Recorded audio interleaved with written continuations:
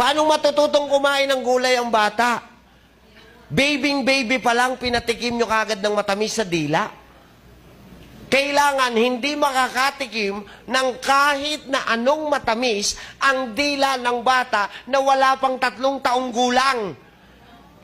Kasi instinct yon. Pag sumayad ang matamis sa dila, matatandaan ng brain na ang masarap, matamis lang. Kaya pag pinakain nyo ng walang lasa, ayaw na niya. Hello?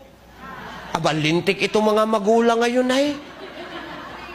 Ilang buwan pa lang ang bata, pinagyayabang pa sa kapitbahay. Tignan mo yung anak ko. 3 buwan pa lang yan. Marunong nang sumipsip sa straw. Anong kalabaw talaga, oh.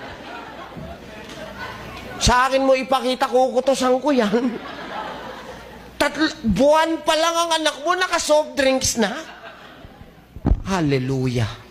Are you getting my point? Yes. Tandaan nyo, isa lang dapat ang pagkain ng bata, gatas ng ina.